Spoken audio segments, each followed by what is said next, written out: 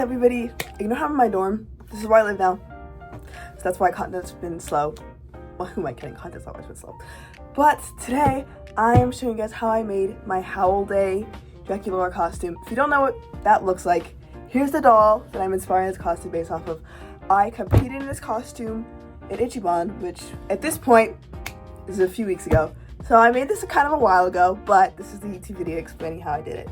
So if you guys want to see how I did it, you want to support me and watch the whole video, that'd be greatly appreciated. So let's get into the video.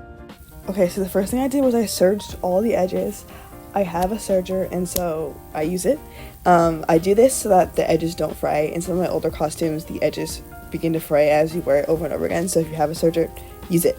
And then here I'm doing a marking at the places where the darts are going to go. This dress had about 4 darts, I believe. And then here's the inside of what it looked like and how I was putting it together. And here's me sewing it together. It was a little complicated, but the pattern did a really good job explaining everything. And here's me sewing on my invisible zipper. I used an invisible zipper foot that came with my machine. This was the first time I'm actually using the invisible zipper foot, and it's actually like so easy to use, surprisingly.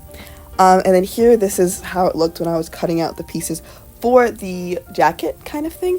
Also serged every single one of those edges because, again, I don't want it to fray, especially because of how thin the fabric was. I really was nervous about this one fraying.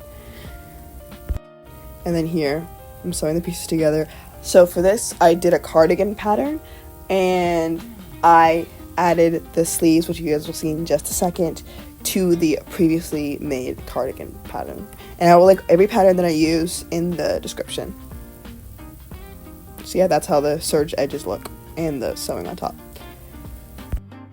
And so this is what the sleeves look like. I found a Juliet sleeve pattern on Etsy, and I just used that to connect to the cardigan pattern. The sleeves took a little adjusting, but it ended up working out great. And then here is the not my messy room, but here's the pattern I used for the underskirt, which I just kind of made it up, low-key. And then here, I'm sewing it onto the elastic, trying to get it to be the right shape. I first pinned it on my body, and it was like, okay, that's how I want it to sit. And so, yeah.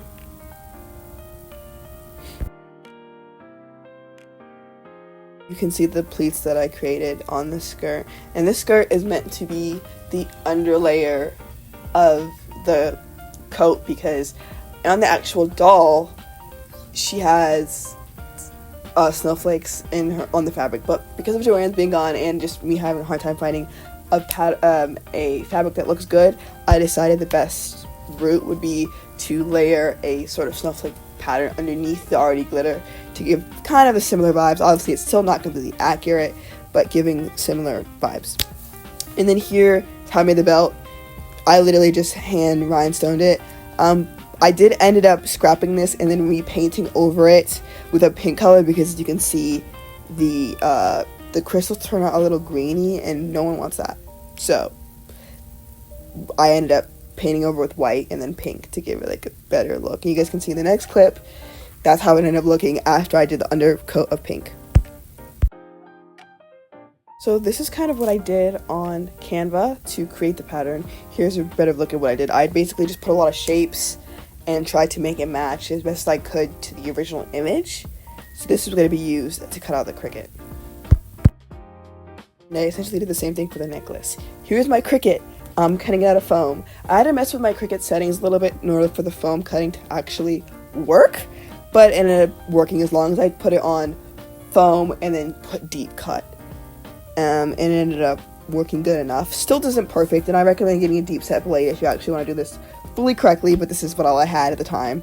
And this is me, very poorly recorded, mind you, but you know, it gets the job done. Here's how I had to like poke out the holes kind of like that, because like I said, the blade wasn't sharp enough to really get all the way down there, but it worked enough where it was more time consuming than I had to peel out each individual piece, but it still worked. And this is the necklace piece.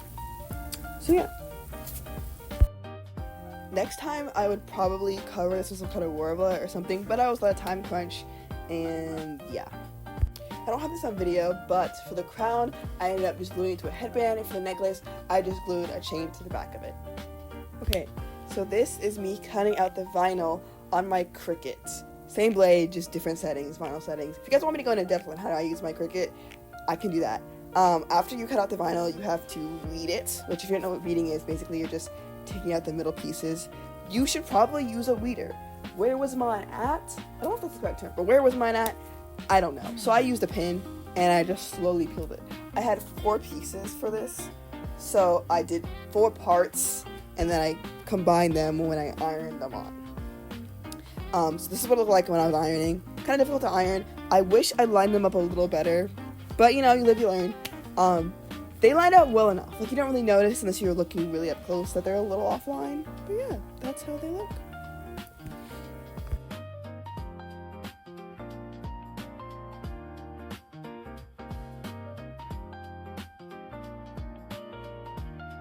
Hey, I'm back. Did I film the intro and outro at the same time? Yes, but we're ignoring that. We're not changing clothes. We're not pretending like this wasn't the same day. But thank you guys for watching. If you want to keep supporting me, here's some other videos that YouTube thinks you might like. And hopefully, I will be on the grind to keep filming these videos. So show me that you guys actually want to see them and like the video. And if you haven't already, subscribe.